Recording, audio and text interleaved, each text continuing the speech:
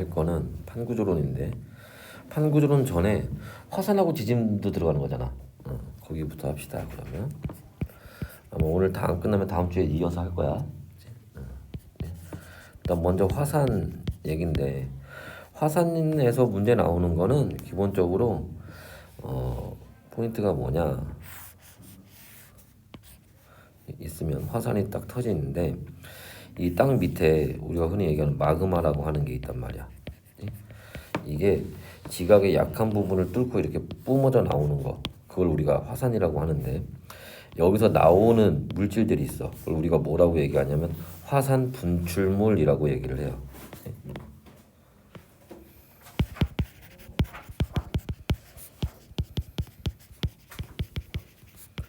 화산 분출물이라고 얘기하는데, 걔네들 중에 이렇게 기체 상태로 나오는 애들도 있고, 그 다음에 고체 상태로 나오는 애들도 있고, 그 다음에 이렇게 흘러내리는 액체 상태로 나오는 애들도 있단 말이야. 그러니까 문제에서는 얘네들의 종류에 대한 걸 주로 문제에서 물어볼 거야. 화산에서는. 그랬을 때 기체로 나오는 걸 우리가 뭐라고, 이거를 화산가스라고 얘기를 하고, 여기서 포인트가 되는 건 뭐냐면 이 화산가스의 대부분은 수증기라는 거야. 얘가 대부분이다. 물론 얘네 이 수증기만 나오는 게 아니라 요거 말고 뭐 이산화탄소라든지, 그지? 그 다음에 이산화황이라든지 기타 등등등 이런 것들도 나오긴 하지만, 문제에서 주로 물어보는 거는 이 화산가스의 대부분은 수증기다라는 걸 문제에서 물어볼 거야. 그리고 이제 고체로 나오는 거, 이거를 우리가 화산 쇠설물이라고 얘기를 해요.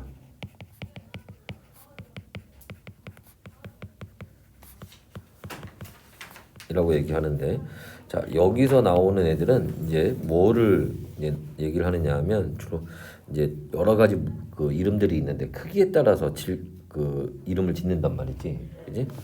그래서 제일 작은 게 화산진, 그거보다 큰 게 화산재, 그거보다 큰 게 화산력, 그거보다 큰 게 화산암괴, 뭐 이런 식으로 간단 말이야. 해서 얘네들을 요렇게 이제 구분하는 크기, 이렇게 이름을 짓는 거는 좀 전에 얘기했던 것처럼 크기에 따라서 요렇게 나누게 되고, 보통 이제 참고서나 이런 게 보면은 화산탄이라는 것도 있어. 화산탄은 이런 그 나오는 돌덩어리나 이런 것들 중에서 좀 둥글둥글하게 포탄처럼 생긴 애들, 그런 애들 얘기하는데, 그리고 뭐 그게 시험지에 나오는 건 거의 못 봤어. 그런 거 이제 참고서에 보통 이제 그런 것도 있더라라는 거야. 그 다음에 이제 액체 상태로 나오는 거는 뭐 잘 아는 것처럼 뭐가 있겠어? 용암이지, 용암. 그지? 용암이 흘러내리고, 마찬가지로 문제 잘 나오진 않지만 그 용암 나올 때 여기에 화산 이류라는 게 가끔 문제 나올 때가 있어. 화산 이류라고 하는 건 뭐냐 하면 진흙 같은 거, 진흙 같은 거. 진흙인데 이게 강물처럼 굉장히 빠른 속도로 흘러가는 걸 얘기하거든. 그래서 그런데 한번 빠지면 못 나와.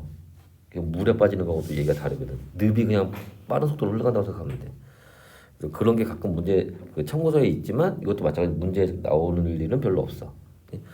그래서 대부분 여기 얘네들 중에서 문제에 나올 가능성이 제일 높은 애들은 얘, 그 다음이 기체, 얘네 얘기. 액체일 때 얘기는 그닥 뭐 문제 많이 나온 편은 아니고. 그래서 이렇게 봐주시면 되고, 그 다음에 이제 화산에서 이제 또 그 다음으로 이제 문제 나올 수 있는 게 뭐냐면, 화산 활동이 있을 때의 긍정적인, 부정적인, 그 다음에 얘네에 대한 그 뭐시기냐, 뭐 대안, 대책, 뭐 이런 것들이 문제에 나오긴 하는데, 이제 그거는 뭐 이따 좀 이따 지진 얘기하고 같이 한번 보도록 하고, 이제 그 다음에 지진 얘기를 한번 봅시다.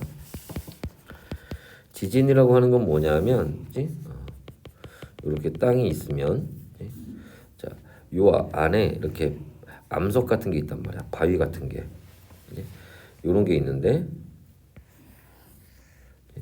얘가 여기서 주변으로부터 이렇게 힘을 받아. 뭐 이렇게 압축하는 힘이라든지 아니면 잡아당기는 힘이라든지 힘을 받는다고. 니네 혹시 뭐 정단층, 역단층 이런 것도 했니 학교에서? 못 들어봤지. 그래서 뭐 누르는 힘이나 잡아당기는 힘에 의해서 그런 단층들이 생기는데 그건 됐고. 자, 이렇게 이제 하면 요 안에 에너지가 쌓인단 말이야. 무슨 말이냐면 힘이 작용한다고 해서 얘네들이 한 번에 확 하고 깨지는 게 아니야. 예를 들어서 우리가 분필 같은 것도 우리가 힘을 쫙 주면 힘을 주는데 얘네가 버티지. 그러다가 어느 정도 힘을 계속 주고 있다 보면 어느 순간 뚝 하고 부러지잖아. 그런 것처럼 이 안에 있는 바위 덩어리나 이런 것들이 이제 오랜 시간 그걸 버티고 있다고. 그러다가 더 이상 얘네가 버틸 수 없는 상태가 되면 얘네가 똑 하고 이렇게 깨져버리는 거야. 그럼 깨질 때 그 충격이 파동의 형태로 이렇게 전달이 된다고. 이게 전달이 된다고. 그게 지진이 되는 거야. 그때 이렇게 지진이 발생하는 요 지점을 우리가 진원이라고 얘기를 하는 거야. 근데 이게 땅속에 있으니까 눈에 어디 있다 얘기하면 알 수가 없잖아. 그래서 그 위에 있는 지표면에 있는 여기 어떤 뭐 도시가 있다. 그지? 도시가 있다. 그러면 여기를 우리가 뭐라고? 진앙이라고 얘기를 하는 거야. 그래서 뭐 몇 년 전에 지진 났던 것처럼 뭐 경주에서 지진이 발생한다 하면 경주 동네 그 시내 한복판에서 난 게 아니라 그 밑에 있는 땅 속에서 지진이 발생했다는 거지. 그치?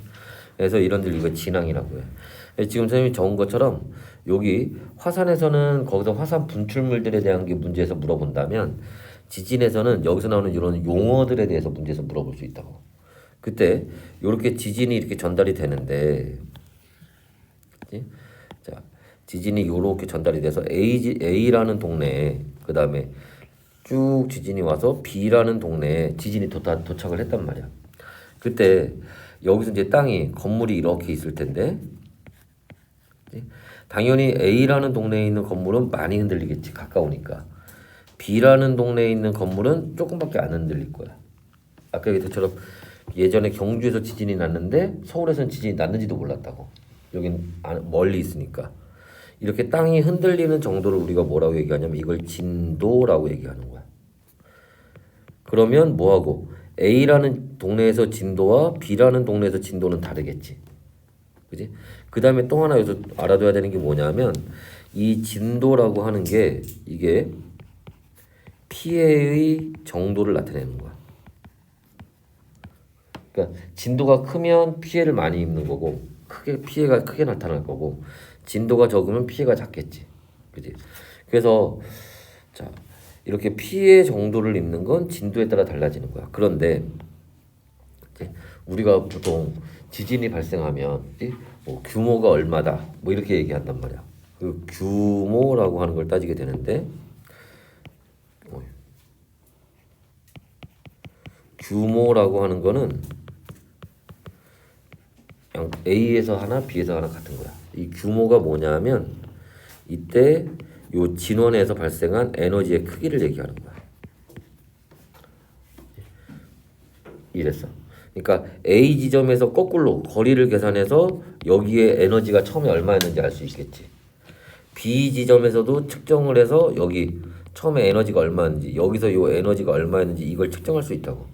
그걸 우리가 규모라고 하는 거야. 그래서 아까 예를들어 경주에서 지진이 발생했는데 뭐 규모 5의 지진이 발생을 했다. 그러면 거기서 발생한 지진의 규모는 A에서 측정하나 B에서 측정하나 규모가 5가 되는 거야. 근데 진도 얼마다 그러면 자, 이번에 지진이 발생했는데 진도가 3이야. 근데 그거는 위치마다 다른 거 아니야. 그지? 서울에서 진도가 3이라는 거야. 경주에서 진도가 3이라는 거야. 애매하지.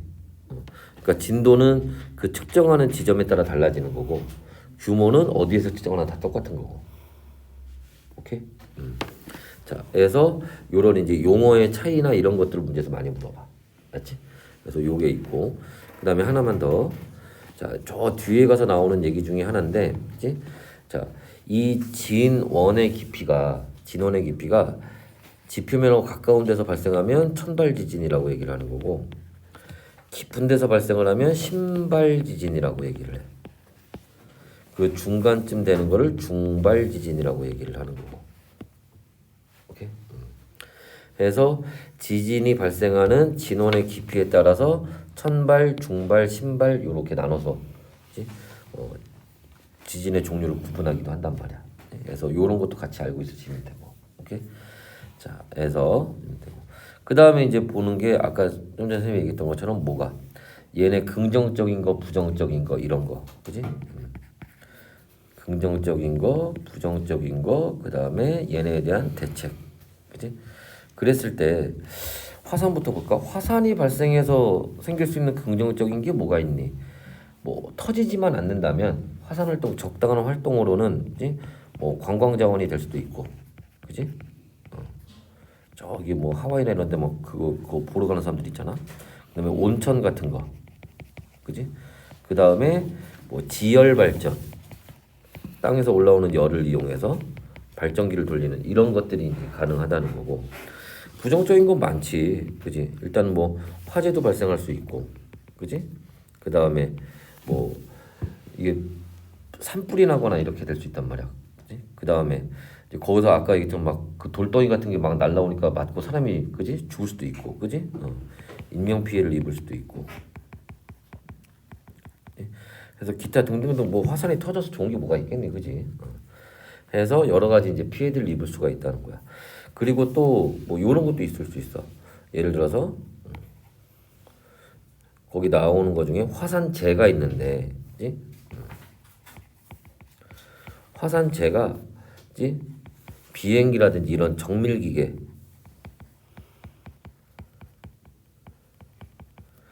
항공기 이런 것들을 고장을 일으켜. 이런 애들이 먼지에 되게 취약하거든. 그 이런 애들이 들어가면 잘못하면 고장이 날 수 있어. 그래서 화산이 터지면 이제 물론 이제 막 뭐가 날아다니니까 뭐 비행기가 못 뜰 수도 있지만 화산재 때문에도 비행기가 못 날아가. 아, 화산재 하니까 생각났네. 이것 때문에 생기는 긍정적인 게 있어. 화산재 때문에. 뭐가? 화산재가 염기성이야. 그래서 얘가 나중에 가라앉잖아? 그러면 그 농지가 밭 같은 데가 염기 중화 반응이 돼. 그래서 우리가 농사를 지어서 농약을 사용하면 농약이 산성이거든? 그래서 농지가 산성화되면 농사가 잘 안 지어져. 그지? 그래서 농지에 토지를 개선할 수 있는 이런 이제 장점도 있어.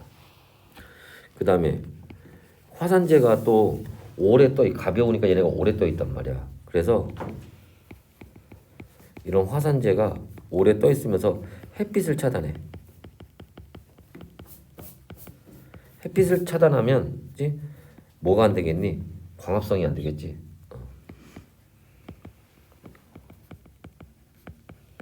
그 이런 이제 단점들이 있다는 얘기야. 그다음에 대책으로는 뭐 대책 뭐 할 게 있나? 그 화산이 안 터지게 할 수는 없잖아. 그지? 그러니까 조기 경보. 그지? 터지니까 빨리 도망가라고. 그지? 그다음에 뭐 항상 이제 대피 훈련을 해야겠지 그러면. 그지? 그다음에 용암이 흘러서 이제 쭉 마을로 들어오면 안 되니까 이제 그런 계곡이나 이런 데다 용암이 흘러내리면 안 되니까 그 댐 같은 걸 지어 놓는단 말이야. 그치? 그래서 그런 이제 용암을 차단하기 위한 댐 같은 걸 중간중간에 지어놔. 그래서 이제 그런 거를 막는 이런 것들이 방법이 돼. 그 다음에 여기 또 지진에 대한 그지? 긍정적인 거, 부정적인 거, 그 다음에 대책은 뭐가 있을까? 지진이 발생하는 거에 대한 긍정적인 거는 딱히 없는데 요 지하 광물을 탐색할 수 있어. 그 다음에 지구 내부를 조사할 수 있고 지구 내부가 어떻게 생겼는지 뭐 외핵이 어쩌고 멘틀이 어쩌고 이게 다 뭐야? 들어가 본 게 아니잖아. 지진파를 이용해서 연구하는 거지. 왜냐하면 이 지진파의 속도가 달라지거든.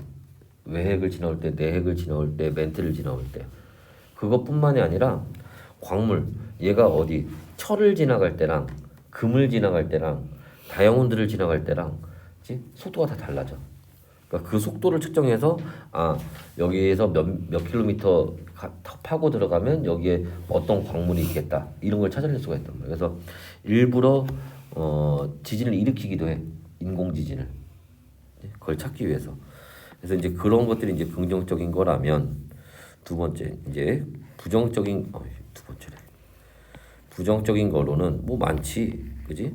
그래서 뭐 건물이라든지 다리 같은 게 이제 무너질 수 있고, 뭐 당연히 인명 피해가 있을 수 있고, 그지? 그래서 여러 가지 이제 피해들이 막 있을 수 있단 말이야. 땅이 흔들리니까. 그 다음에 대책으로는 이것도 마찬가지로 지진이 안 일어나게 할 수는 없으니까 이제 조기 경보. 그 다음에 여러 가지 대피 훈련들을 또 해야 되고 피해를 줄이기 위해서. 그 다음에 내진 설계라는 거래. 건물을 지을 때 지진이 발생해도 건물이 무너지지 않게끔 이렇게 내진 설계를 한단 말이야. 예전에 한번 지진 났는데 일본에 지진 났는데 여기 이렇게 건물이 있었단 말이지. 근데 지진 나고 나서 보니까 여기가 똥강 이렇게 끊어졌어. 사람들이 막 저 건물 왜 저따위로 지었냐 하고 막 이렇게 비웃었단 말이야. 근데 그게 아니야. 이 건물은 일부러 여기를 약하게 지어놓은 거야. 그래서 지진이 발생해도 여기만 피해를 입게끔. 그럼 나머지는 멀쩡하니까. 그래서 일부러 여기가 끊어지게 만들어 놓은 거야, 설계를. 그래서 여기가 신축성이 있는, 예를 들어서 고무 같은 걸로 하면 땅이 흔들려도 이 고무가 충격을 다 흡수해 준다고. 그래서 양쪽에 있는 데는 그럼 나중에 여기만 다시 새로 만들면 되잖아. 그지? 그래서 이제 일부러 이런 걸 이게 내진 설계라고 하는 거야. 그지? 그래서 저기 뭐 롯데타워나 막 이런 데 있잖아. 겁나 높은 건물들. 밑에서 10cm만 움직여도 저 꼭대기는 몇 미터가 왔다 갔다 해. 그러니까 그런데 이제 내진 설계를 하는 거야. 무너지지 않게끔. 그래서 이런 것들이 이제 대책이 될 수 있다라는 거야. 오케이? 그래서 요 정도 봐두시면 되고. 자, 그 다음에 이제 우리가 볼 거는 자, 방금 본 것처럼 자, 지진과 화산이 있는데, 예? 자, 지진이 자주 발생하는 데를 우리가 지진대라고 얘기를 하고, 화산이 자주 발생하는 데를 우리가 화산대라고 얘기를 해. 근데 이런 데를 조사를 해보니까 이런 데가 대체로 일치하더라는 거야. 이런 데를 우리가 뭐라고 하면 변동대라고 해. 근데 여기가 왜 대체로 일치할까 하고 봤더니 여기가 뭐에? 판의 경계에 해당하더라는 거야. 그럼 이제 우리가 여기서 뭘 봐야 돼?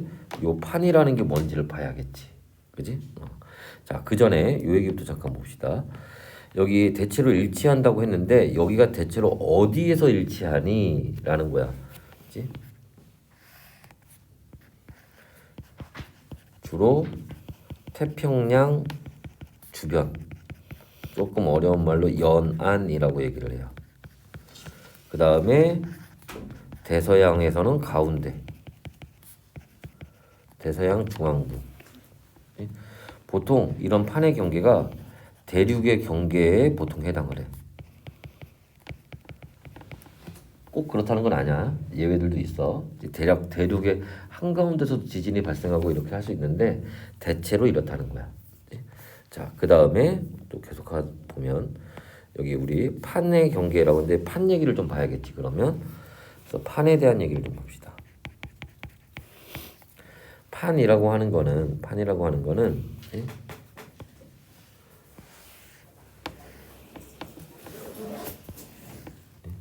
요렇게 지각이 있고 그 밑에 요렇게 멘틀이 있단 말이야.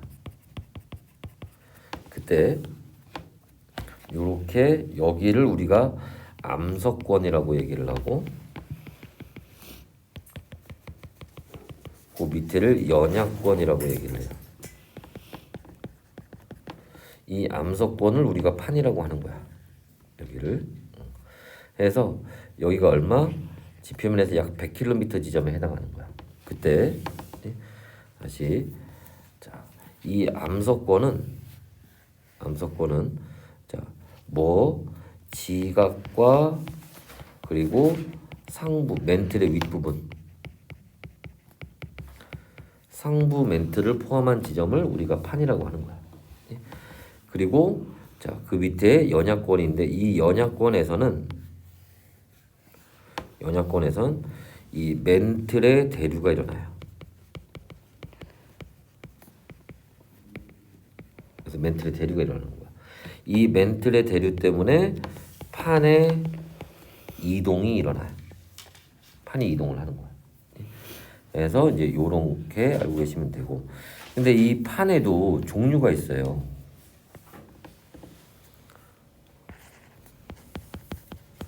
뭐가 있어? 두 가지. 대륙판과 해양판. 우리가 그 앞에 직권기권 할 때 직권에 해양지각, 대륙지각 있었잖아. 그 대륙지각 밑에 있는 걸 대륙판이라고 하는 거고 해양지각 있는 데 있는 걸 해양판이라고 하는 거야. 얘네 그네 특징이 똑같아. 대륙판은 두께가 두껍고 대신에 밀도가 작고 해양판은 두께가 얇고 밀도가 크고. 오케이? 그래서 이런 이제 특징들이 있다라는 거 잘 알아두시면 되고. 자, 그 다음에 다시 일로 돌아와서 그러면 이제 이런 지진대 화산대가 대체로 판의 경계에서 일치한다고 했는데 이런 판의 경계에 뭐가 있느냐?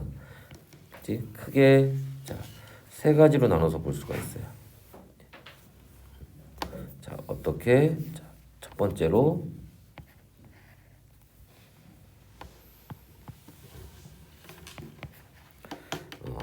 발산형 경계라는 게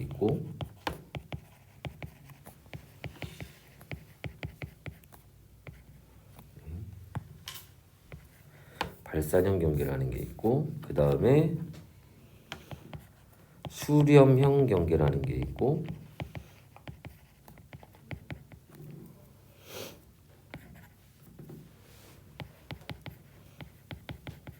그 다음에 보존형 경계라는 게 있어.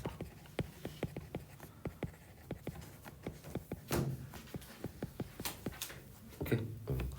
자, 그때 발산형 경계라고 하는 거는 일단 멘틀 대류가 상승하는 곳이야. 그래서 멘틀이 이렇게 상승하는 곳이야. 그래서 이렇게 보면 자, 요게 이제 판의 경계인데 요 판의 경계가 양쪽으로 요렇게 벌어지는 곳. 이걸 위에서 봤을 때 경계를 그런 걸 우리가 발산형 경계라고 해요. 그래서 밑에서 계속 마그마가 올라오면 식어버리겠지. 그래서 요 발산형 경계에서는 이제 새로운 지각이 만들어지는 곳이야. 이렇게 되는 데를 발산형 경계라고 하고 그 다음에 자, 수렴형 경계는 멘틀의 대류가 하강하는 곳이야. 그래서 마찬가지로 요렇게 위에서 본다고 하면 요렇게 경계가 있을 거고 그 경계가 요렇게 중심으로 해서 양쪽에서 판이 모이는 거야. 양쪽에서 판이.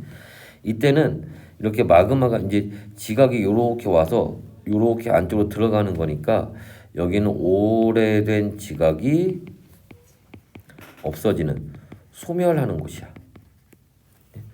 그 다음에 보존형 경계는 이런 판의 멘틀 대류가 상승 하강하는 거하고 상관이 없어. 그래서 예를 들면 여기 요렇게 되면 어디 주로 변한 이 보존형 경계는 여기 상승이나 하강이 일어나지 않고 이동하는 거. 여기 이런 데서 주로 나타나는 거야. 그래서 얘도 이렇게 한번 보면 자, 요렇게 판의 경계가 있을 때 얘가 요렇게 이걸 뭐라고 하냐? 엇갈린다고 해. 그래서 판의 이동이 엇갈린다. 이런 데를 우리가 보존형 경계라고 하는 거야. 여기는 판이 새로 지각이 새로 만들어지거나 없어지는 게 아니기 때문에 우리가 보존형이라고 얘기를 하는 거야. 그치? 자, 그 다음에 그럼 이런 발산형 경계에는 이제 뭐가 있니? 여기서 만들어지는 뭐를 자 우리가 경계 종류에 이런 애들이 있다면 여기서 대표적으로 만들어지는 지형들이 있어요. 그치? 그래서 여기서 만들어지는 대표적인 지형이 발산형 경계에서는 해령이라는 게 있고 그 다음에 열곡대라는 게 있어요. 그 다음에 자 수렴형 경계는 또 두 가지로 이렇게 나눠서 볼 수가 있는데 자 그 전에 수렴형 경계도 또 두 가지로 나눌 수가 있어. 뭐가 있냐면 충돌형이라는 게 있고 그 다음에 섭입형이라는 게 있어. 이 충돌형이라는 데에서는 주로 습곡산맥이 만들어지게 되고 섭입형에서는 해구라는 게 만들어져. 근데 여기서 하나 더 추가로 보면 자 일단은 이 해구가 만들어질 때는 여기에 뭐가 호상열도라는 게 꼭은 아니지만 같이 만들어지는 경우가 많아. 또 얘네들이 같이 만들어지는 데가 있어. 같이 만들어진 데가 있어. 거기가 어딘지는 좀 이따 같이 볼 거고. 그 다음에 보존형 경계. 여기에 해당하는 게 변환단층이라는 거야.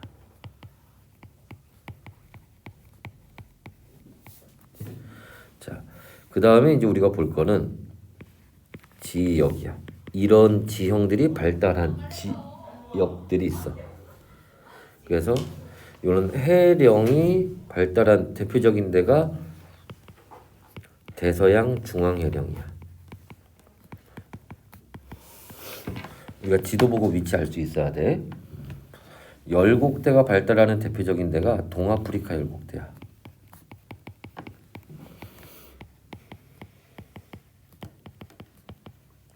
그 다음에 자 습곡산맥이 발달한 대표적인 데가 히말라야 산맥이고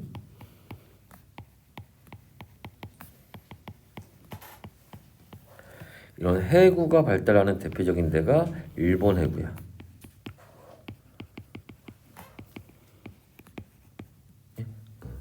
가끔 문제에서 저기 알류산 열도 뭐 이렇게 해서 이제 그쪽이 나오거나 저기 필리핀 밑에 뭐 마리아나 해구 뭐 이런 데가 가끔 나올 때가 있는데 그건 참고로 봐두면 돼. 그런 데는 그 마리아나 해구는 왜 유명하냐면 거기가 지구에서 가장 깊은 곳이야.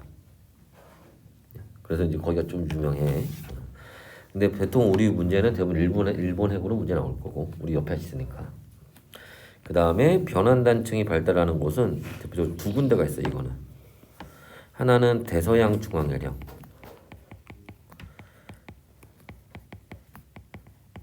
그 대서양 중앙해령이 발달한 곳에 대서양 중앙해령이 있는데 거기에 해령만 있는 게 아니라 변환단층도 같이 생겨요. 거기는. 그 다음에 저기 미국의 캘리포니아 있는데 산 안드레아스 단층. 요새는 여기로 문제가 많이 나와. 산 안드레아스 단층으로. 그래서 요런 지역들이 있다. 근데 아까 여기 선생님이 이게 같이 만들어지는 데가 있다 그랬잖아. 그치? 습곡산맥하고 해구가 같이 만들어지는 데가 있다 그랬지. 이게 어디냐면은 안데스 산맥하고 칠레 해구가 만들어진다. 남아메리카 있는 쪽에 여기가 같이 만들어지는 데가 있어. 그래서 여기는 이런 게 같이 만들어지는 지역이 있다라는 거야. 자, 이제 그 다음에 이제 우리가 봐야 되는 건 뭐냐면 지각 변동이야. 자, 지각 변동은 뭐냐 하면 자, 대표적으로 지진하고 그 다음에 화산이야.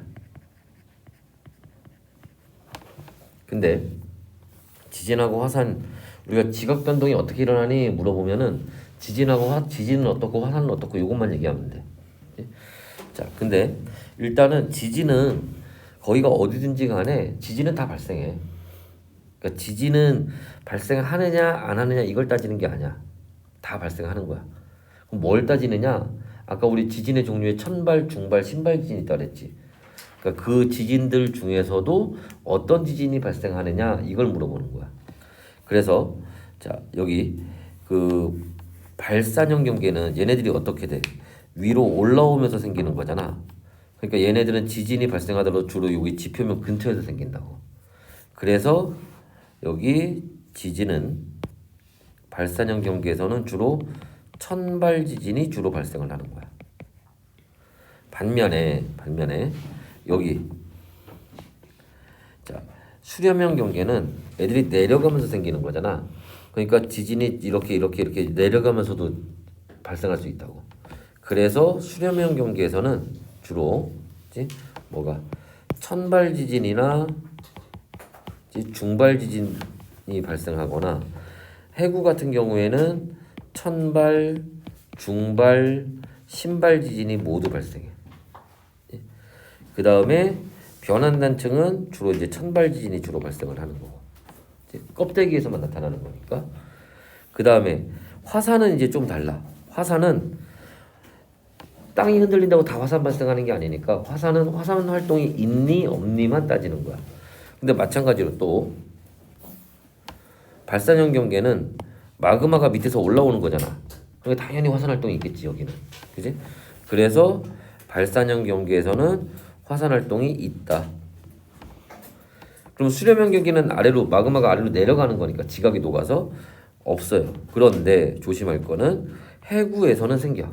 여긴 원인이 좀 달라. 그건 나중에 다시 얘기하고. 그 다음에 변환단층은 마그마가 올라오는 곳이 아니니까 여기는 화산 활동이 없어요.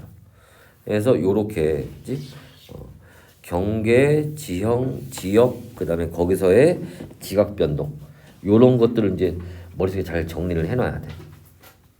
됐나? 그래서 요런 내용들을 보는 거고, 이제 그 다음에 여기서 보는 이제 뭐 해령이라든지 열곡대, 뭐 습곡산맥, 해구, 변환단층 이런 애들에 대한 이제 구체적인 얘기들을 이제 봐야 된단 말이야. 그거는 우리가 다음 시간에, 알지? 오늘은 여기까지.